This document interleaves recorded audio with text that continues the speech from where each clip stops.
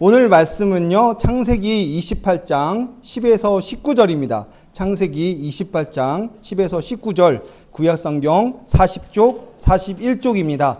성경을 가지신 분은 구약성경 40쪽, 41쪽, 안 가져오신 분은 여기 저희 주보 부분 이쪽을 보실 텐데, 사실 여기 오타가 있죠. 도망 피는 길이 아니라 도망치는 길에서 만난 하나님입니다. 죄송합니다. 제가 어제 오타를 만들었는데, 오늘 설교 제목은 도망치는 길에서 만난 하나님, 그리고 말씀은 창세기 28장 10에서 19절입니다. 찾으셨으면 다 같이 합독하시겠습니다. 야곱이 브엘세바에서 떠나 하란으로 향하여 가더니 한 곳에 이르러는 해가 진지라. 거기서 유숙하려고 그곳에 한 돌을 가져다가 베개로 삼고 거기 누워 자더니 꿈에 본즉 사닥다리가 땅 위에 서 있는데 그 꼭대기가 하늘에 닿았고, 또 본즉 하나님의 사자들이 그 위에서 오르락 내리락 하고, 또 본즉 하나님께서 그 위에 서서 이르시되 나는 여호와니 너의 조부 아브라함의 하나님이요 이삭의 하나님이라. 내가 누워있는 땅을 내가 너와 내 자손에게 주리니 내 자손이 땅의 티끌같이 되어 내가 서쪽과 동쪽과 북쪽과 남쪽으로 퍼져나갈지며 땅의 모든 족속이 너와 내 자손으로 말미암아 복을 받으리라. 내가 너와 함께 있어 내가 어디로 가든지 너를 지키며 너를 이끌어 이 땅으로 돌아오게 할지라. 내가 내게 허락한 것을 다 이루기까지 너를 떠나지 아니하리라 하신지라. 야곱이 잠을 깨어 이르되 여호와께서 과연 여기 계시거늘 내가 알지 못하였도다. 이에 두려워하여 이르되 두렵도다. 이 곳이여 이것은 다름 아닌 하나님의 집이요 이는 하늘의 문이로다 하고, 야곱이 아침에 일찍이 일어나 베개로 삼았던 돌을 가져다가 기둥으로 세우고 그 위에 기름을 붓고 그곳 이름을 베델이라 하였더라. 이 성의 옛 이름은 루스더라. 아멘. 다 같이 잠시 기도하시겠습니다. 사랑과 은혜가 풍성하신 하나님 아버지, 오늘도 저희를 주님의 전으로 부르시고 예배의 자리로 인도하여 주심에 감사드립니다. 지금 이 시간만큼은 세상의 분주함과 염려를 내려놓고 오직 주님의 음성에 귀 기울이게 하시며 우리의 마음을 열어 주님의 말씀만 생각하는 시간이 되게 인도하여 주시옵소서. 모인 우리들에게 창세기 28장의 말씀과 같이 광야와 같은 우리의 인생길에서도 함께 하시는 하나님을 만나게 하시고, 야곱에게 하늘의 문을 열어 보여주시며 언약을 새롭게 하셨던 것처럼 우리에게도 하나님의 임재를 깨닫는 은혜를 허락하여 주시옵소서. 외롭고 두려운 길이라 할지라도 하나님께서 먼저 찾아오시고 붙드시며 인도하신다는 사실을 우리의 믿음으로 바라보게 인도하여 주시옵소서. 말씀을 정하는 종에게 성령의 충만함을 더하여 주시고, 사람의 생각이나 지혜가 아니라 하나님의 뜻을 온전히 전하게 하시고, 말씀을 듣는 모든 성도들의 마음에는 굳은 땅이 아닌 좋은 밭이 되게 하셔서 말씀의 씨앗이 깊이 뿌려내려 삶의 변화와 믿음의 열매를 맺게 인도하여 주시옵소서. 이 모든 말씀 언제나 우리 함께 하시며 참된 하늘의 사나리가 되시는 예수 그리스도의 이름으로 기도드립니다. 아멘. 다행히 이번 주에는 밥을 빨리 하셔서 중간에 밥솥 소리가 안 나게 되는, 저번 주에 유튜브 보신 분은 아시겠는데 끝날 때 제가 참으로 당황합니다. 밥솥 소리가 너무 크게 나서 생각보다도 밥솥 소리가 안 날 줄 알았는데 밥솥 소리가 크게 나더라고요. 그래서 어떤 분이 저에게 응원 주시려고 유튜브 댓글 남기셨습니다. 은혜밖에 보고 있습니다. 그분을 보시면서 이번 주에는 절대 밥솥 소리가 안 나야 될 텐데 은혜를 끼쳐야 될 텐데 그런 고민하는 시간을 잠깐 가졌습니다. 우리 여행을 자주 다니던 사람들 가운데는, 또는 지금과 같이 바쁜 피서길에는 아주 가끔 피할 수 없는 사실에 마주해야 할 때가 있습니다. 혹시 여행 많이 가시는 분, 특별히 비행기 많이 타시는 분은 가끔 일어나는 일이 있어요. 그것은 오버부킹이에요. 오버부킹이란 무엇이냐면 비행기가 공간이 없음에도 불구하고 취소할 사람들 때문에 더 많은 예약자를 받는 게 오버부킹입니다. 근데 이렇게 오버부킹이 되면은 이분들은 나갈 수가 없어요. 그래서 어떻게 합니까? 다음 비행기가 준비될 때까지 공항에 계속 있어야 돼요. 때로는 아주 악천후가 돼서 제가 시카고에서 그랬었는데 눈이 너무나 많이 오거나 비가 너무나 많이 와서 비행기가 활주로에 나가지 못할 경우가 있습니다. 그럴 때는 그 활주로가 열리기까지 계속 공항에서 있어야 해요. 근데 이럴 때가 되면은 어떻게 하는지 대부분 보시면 저희 한국 분들은 제일 좋은 자리를 미리 선점해 두셨다가 오버부킹이나 다음 달 언제까지 기다리라는 말만 시작하자마자 뛰어가셔서 좋은 자리 이미 다 선점하세요. 제일 좋은 의자에 탁 누우셔서 언제 갖고 오셨는지 모르겠는데 목베개 딱 하시고 이미 푹 주무세요. 근데 저는 그러지 못했어요. 그래서 이곳저곳 찾아보다가 저쪽 구석에 보니까 화장실 옆에 이만한 구석거리가 있길래 거기에 앉아서 가져왔던 베개를 땅바닥에 놓고 앉아서 기도했던 적이 있어요. 근데 그게 1시간, 2시간 기다리면 괜찮을 텐데 때로는 12시간, 때로는 17시간, 18시간 될 때도 있습니다. 근데 이런 상황에서 가장 큰 위로가 되는 게 무엇일까요? 물론 비행기가 준비됐다는 말이 제일 큰 위로가 되겠죠. 빨리 게이트로 가라. 근데 대부분 그렇게 빨리 안 돼요. 가장 위로가 되는 거는 가족의 문자예요. 어디쯤 왔니? 잠은 잘 자고 있니? 편안하진 않니? 아니, 불편하진 않니? 그리고 내일 만나. 이런 문자가 그렇게 위로가 돼요. 물론 제 그때 상황은 옆엔 화장실이지만 옆에 분들이 막 코 골고 막 난리도 아니거든요. 근데 공항에서 이렇게 불이 켜져 있는 상태에서 자면은 다들 푹 못 주무시잖아요. 그래서 이 가시는 분, 코 고시는 분들이 더욱더 많습니다. 근데 그렇게 악천후와 같은 상황에서도 제일 좋았던 건 이렇게 가족에게 오는 문자예요. 그 문자를 딱 보면 그래, 내가 이것 때문에 기다리지. 그러면서 기다릴 때가 있습니다. 아마 우리 본문의 야곱도 그런 밤을 맞이했을 거예요. 그는 여행을 떠난 사람이 아니었어요. 도망자가 되었죠. 오늘 하루아침에. 형 에서의 분노를 피해서 집을 떠났고 가진 것 하나 없이 광야에서 가진 거는 돌베개 하나, 돌 하나 놓고서 잠이 들어야 했습니다. 아마 야곱의 인생에서 가장 힘들고 외롭고 괴로운 밤이었을 거예요. 근데 그때 바로 하나님께서 야곱을 찾아오십니다. 야곱이 하나님을 찾은 게 아니라 하나님께서 직접 찾아오세요. 내가 너와 함께 하겠다. 내가 너를 지키겠다. 라고 약속하십니다. 때로는 우리 이런 생각을 할 때가 있습니다. 왜 하나님께서 우리에게 미래를 볼 수 있는 눈을 주시면 내가 굳이 이런 일을 겪지 않아도 될 텐데.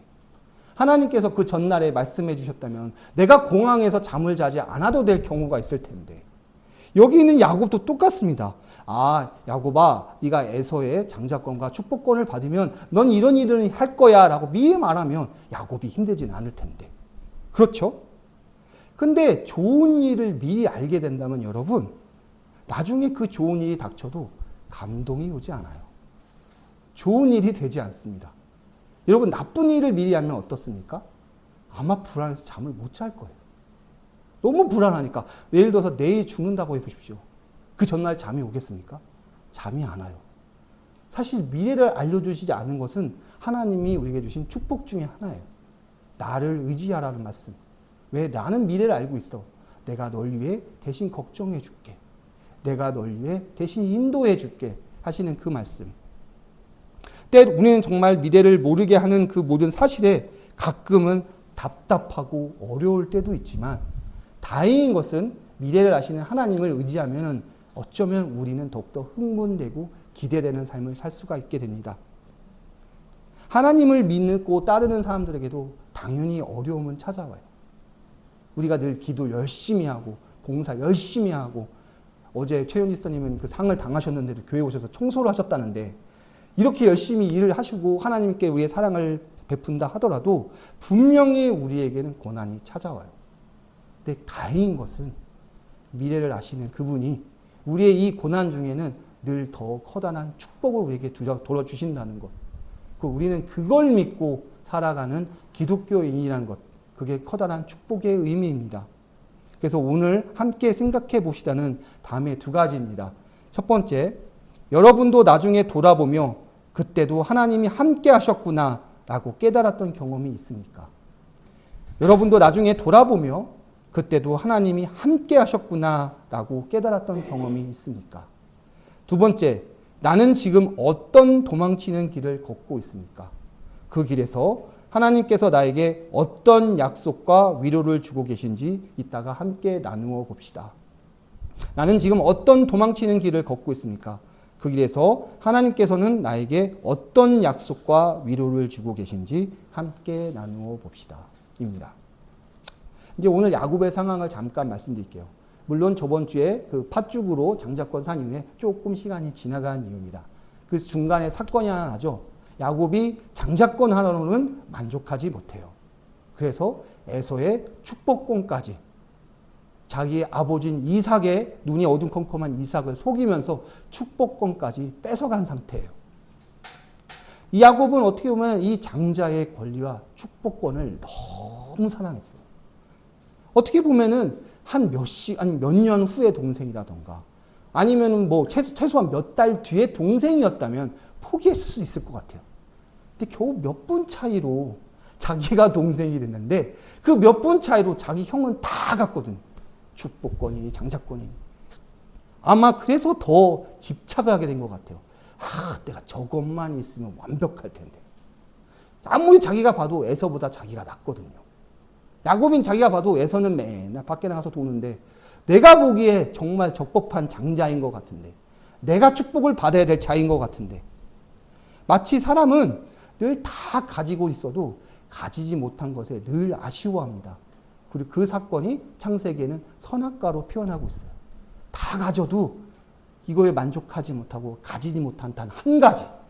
그리고 그 한 가지가 야곱은 바로 축복권과 장자권입니다. 마침내 속여서 그 축복권과 장자권을 가졌을 때 야곱은 무슨 생각을 했을까요?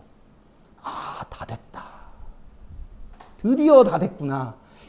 나는 이제 꽃길만 걸을 거야.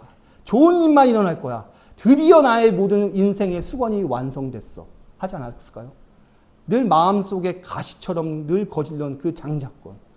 아버지가 맨날 보던 그 은은한 눈빛으로 보던 에서를 보던 그 축복권이 자기한테 다 돌아왔어요. 드디어 다 된 것 같아요. 세상을 다 가진 것 같아요. 그런데 어떻게 됩니까, 상황은? 에서가 알고 죽이려고 쫓아옵니다. 집안이 발칵 뒤집혀져요. 그리고서는 자기를 늘 대면하던 아버지가 이렇게 얘기합니다. 창세기 오늘 읽었던 본문 10절입니다. 야곱이 브엘세베에서 떠나 하란으로 향하여 가더니. 평소에 대면하던 아버지가 야곱을 불러 이렇게 얘기합니다. 야곱아, 이번만큼은 내가 너 어떻게 해줄 수가 없어. 이제 너 이 집 떠나서 하란으로 가. 이렇게 말하면은 마치 뭐 공도에서 하는 안성 정도 가는 느낌이 드실 텐데, 그렇죠? 브엘사베에서 하란이라면 우리가 좀 이해하지 못하지 않습니까? 뭐 스타필드 정도인가? 이런 생각하실 텐데, 제가 조금은 설명해 드릴게요. 브엘사바는 이스라엘의 가장 북쪽입니다. 흔히 이스라엘을 말할 때 브엘사바에서 단이라고 이야기해요. 한국으로 말하면 브엘사바는 뭐 저쪽 백두산 쪽이라고 생각하시면 될 것 같아요. 이 백두산 쪽인데 이 브엘사바가 맨 처음에 창세기에 나올 때는 아브라함이 아비멜렉과 우물 문제로 대입할 때에 암양 새끼 7을 주며 맹세를 하던 곳이에요. 그래서 아브라함에게는 여기는 하나님의 언약과 신실하심을 확인한 곳이고 이삭은 여기서 하나님을 만났던 곳이에요. 이 야곱에게는 어떻게 보면은 자기 할아버지, 아버지, 자기 때까지 축복의 땅이에요. 평생 자기가 알던 그곳. 내가 평생 저는 안성에서 안 자랐지만 아마도 평생 20년, 30년 사시던 분들 보시면 떠나기 좀 그렇잖아요. 자기가 알던 다곳. 흔한 말로 나와바리죠. 자신의 나와바리를 떠나야 되는 곳이에요. 그럼 여기서 하란은 어디일까요? 하란은 오늘날 튀르키예 남동쪽 사누 우르파 주위에 위치한 고대 도시입니다. 시리아와 국경을 가까운 곳이며 아브라함이 고향인 우르를 떠나 가나안으로 가던 중 머물렀던 곳이에요. 창세기 11장 32절에 나옵니다. 또한 아브라함의 아버지인 데라가 죽은 곳이에요. 창세기 11장 32절입니다. 또한 아브라함의 형제인 나홀이 가족이 정착한 곳이에요. 브엘사바에서 하란까지는 브엘사바에서 하란까지의 거리는 약 700마일입니다. 킬로미터로는 1127km예요. 하루가 사람이 걷는다고 하면 30km를 걷는다면 38일이 걸리고 20km를 걷는다면 56일이나 걸리는 거리예요. 지금 이 안성에서 1127km를 북으로 가게 된다면 러시아 연해주 지방이 나오고 중국의 흑룡강 지역이 나와요. 그런 거리를 걸어야 해요. 이 당시에는 나침반도 없습니다. 이 당시에는 티맵도 없고요. 내비게이션도 없어요. 그냥 밤에 저기가 북쪽이나 보고 갈아야 됩니다. 며칠을 걸어야 됩니까? 제 생각에 야곱이 하루에 20km 정도를 걸었을까요? 이 당시에 먹을 거 없고 길이 불편했을 텐데 길어야 10km 걸었겠죠. 어떻게 보면 3달, 4달 가야 될 그 거리를 걸어가야 돼요. 그것도 혼자서.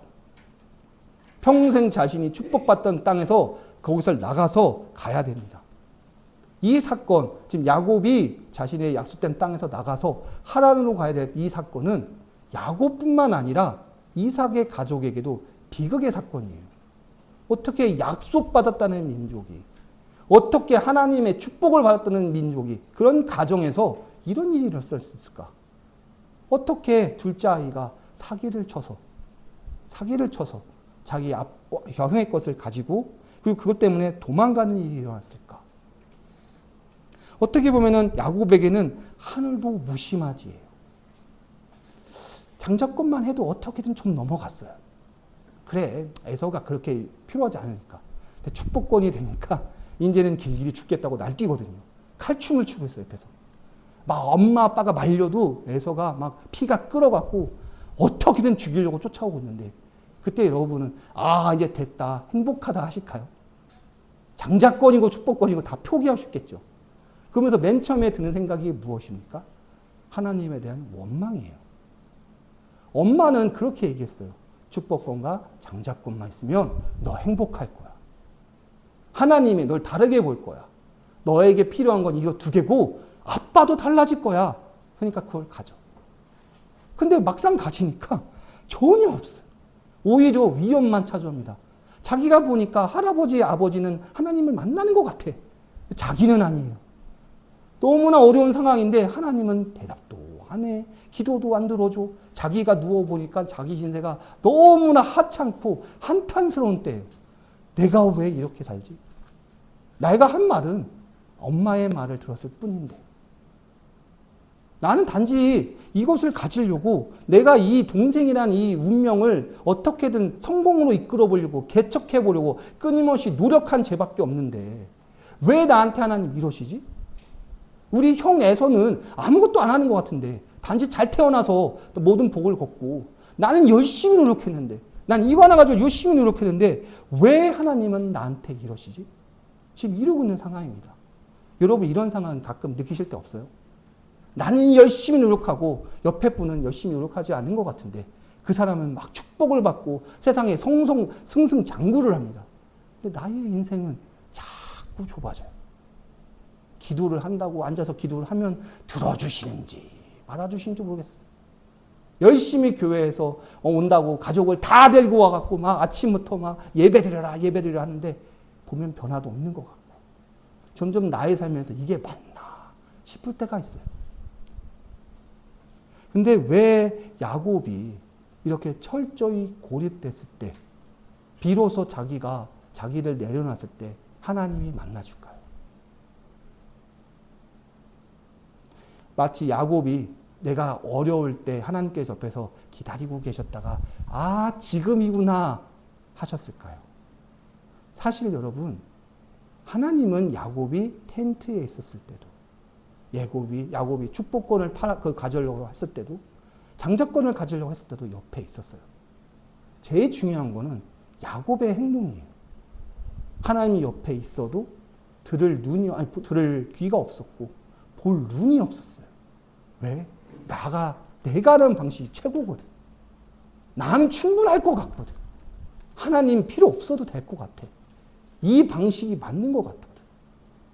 진짜 축복권, 장자권만 있으면은 생각해 보십시오. 아, 이 모든 재산 다 내가 갖는데 내가 애소 눈치를 왜 봐? 내가 하나님이 왜 필요해? 그 땅에서 떵떵거리며 살 텐데. 하나님이 그렇게 부르시고 하나님이 그렇게 보여주셔도 야곱은 보지 않았어요. 어떻게 보면 하나님을 외면합니다. 왜? 하나님, 지금은 필요하지 않아요. 지금은 내 타임이에요. 내가 할 수 있거든요, 하나님. 그러다 비로소 자신의 절망 상태가 돼서 자신이 넘어지고 의지할 때 비로소 보이게 되고 들리게 되는 거예요. 하나님이 옆에서 짜잔 하고 클라이막스 나타나신 게 아니라 드디어 보이고 들리는 사건이에요. 그 12절에 보시면 꿈에 본즉 사닥다리가 땅 위에 서 있는데 그 꼭대기가 하늘에 닿았고 또 본즉 하나님의 사자들이 오르락 내리락 하고 라고 이야기합니다. 여기서 말하는 사닥다리, 즉 히브리어로 술람이라는 단어는 성경 통틀어서 딱 한 번 나와요. 보통 모든 단어들은 몇 번이나 나와서 목회자들이 몇 번이나 생각해 보면서 이게 맞나 저게 맞나 고민을 해야 되는데 이 사닥다리라는 말은 딱 한 번 나와요. 이 사닥다리라는 단어는 우리가 많이 말했던 사다리라고 말할 수도 있지만 엄에 따져서는 연결 통로라는 뜻이에요. 이 야곱과 다시는 흔들리지 않을 연결 통로를 만들어 주신다. 다시는 변하지 않는 연결 통로. 야곱이 찾을 때마다 볼 수 있고 들을 수 있는 연결 통로를 만들어 주신다가 바로 이 사닥다리입니다. 즉 야곱이 드디어 눈을 뜨고 귀를 열어서 하나님과 연결되는 상태가 이 사닥다리예요. 그리고 여기서 천사들이라는 마라크라는 말이 나오는데 이 마라크는 단순한 천사, 메신저가 아니라 주변에서 일하시는 하나님을 표현합니다. 즉 사닥다리를 통해 연결 통로가 연결되고 야곱이 본즉 자기 옆에서 쉬지 않고 일하시는 하나님을 보게 되는 경우예요. 이게 단지 천사가 오르락내리락 거리는 것이 아니라 단순히 사닥다리가 내려오는 것이 아니라 저희가 옛날에 보던 그 전래동화 보면 하늘에서 호랑이 때문에 쫓아 올라가면 동아줄 내려오는 그런 동아줄이 아니에요, 여러분. 영원히 변하지 않을 통로를 만들어 주시고 자신의 눈을 보니 자기가 원망을 하던 하나님께서 주변에서 역사하고 계시는 걸 보게 되는 경우예요. 야곱이 어쩌면 보면은 내가 열심히 노력하는 하나님이 날 사랑하실 수 있을 거야. 내가 열심히 노력하면 우리 아버지가 날 사랑했을 거야. 라고 얘기할 수 있을 거예요. 근데 제일 중요한 건 여러분, 노동을 해서 열심히 하는 것이 대가라는 걸 저희는 받습니다. 돈이죠. 근데 하나님께 하는 거는 하나님께서 우리에게 대가를 원하셔서 하는 게 아니에요. 하나님의 은혜는요, 여러분, 노동과 달라요. 내가 열심히 해서 받는 게 노동이라면, 그 대가를 받는다면, 하나님은요, 여러분, 은혜로 주십니다.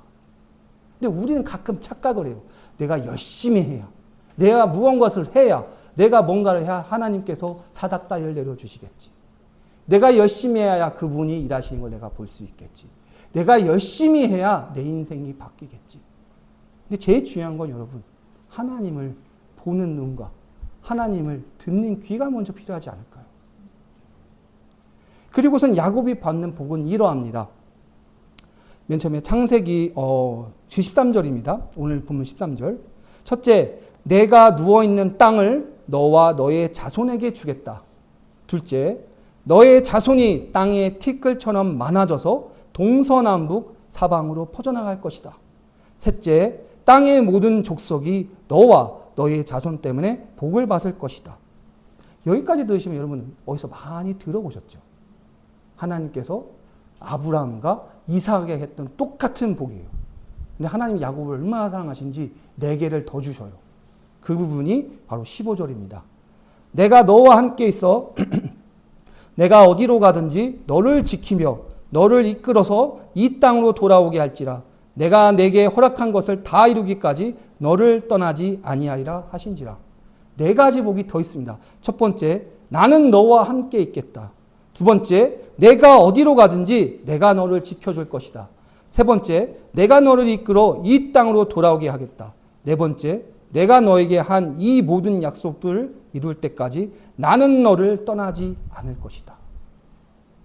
이 복들을 한마디로 정리하면 무엇입니까, 여러분? 네가 죽을 때까지 내가 너와 함께 하겠다는 뜻이에요. 이 말씀 어디서 나옵니다? 여호수아할 때도 모세도 말씀하시죠. 너가 죽을 때까지 내가 함께 하겠다. 요한계시록에서는 이 부분을 이렇게 말합니다. 새 번역 부분입니다. 요한복음 3장 20절입니다.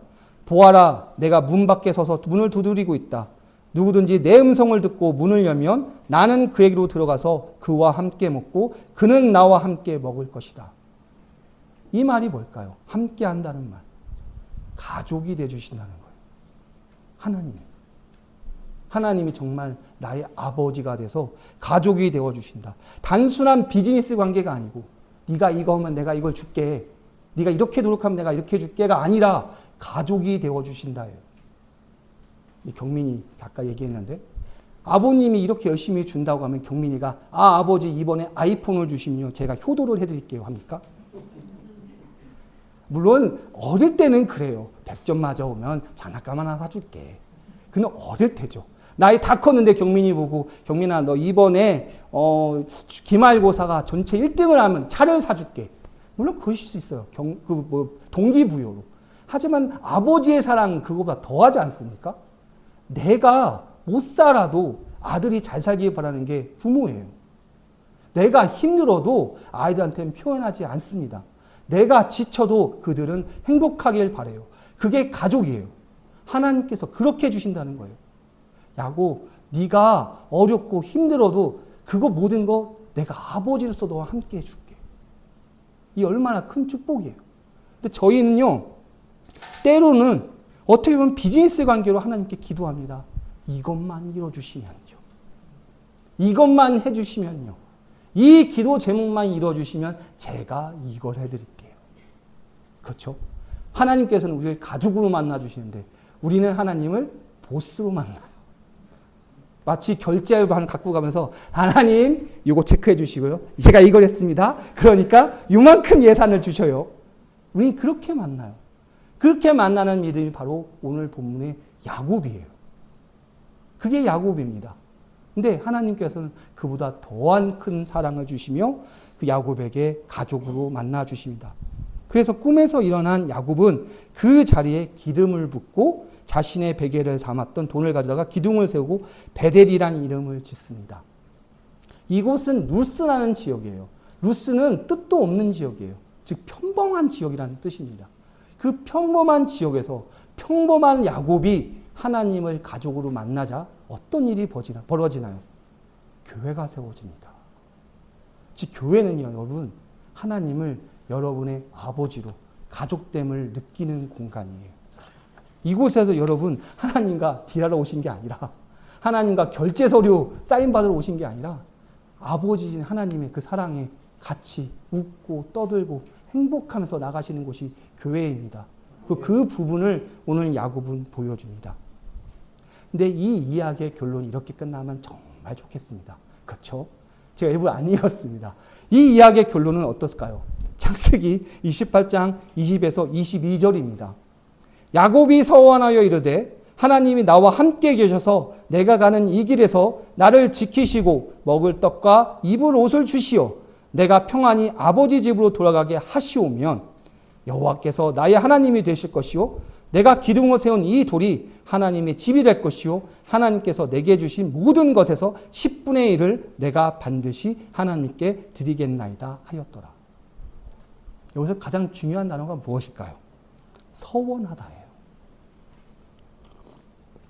이 야곱이 서원하여 이르되가 히브리어로 바이이다르 야이코브 네데르란 말인데 바이아르 야이코브 네데르란 말은 그 히브리에서 제일 높인 그 랍비가 사람들한테 명령할 때 하는 말이에요.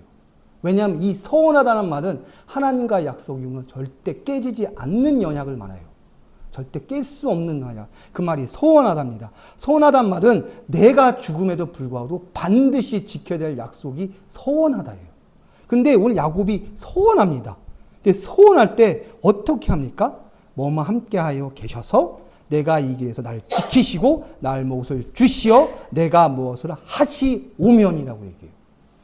이건 뭡니까? 조건이에요. 하나님께 조건을 걸어요. 소원을 합니다. 하나님 이거 절대 깨지 않을게요. 왜? 나 하나님 드디어 경험했거든요.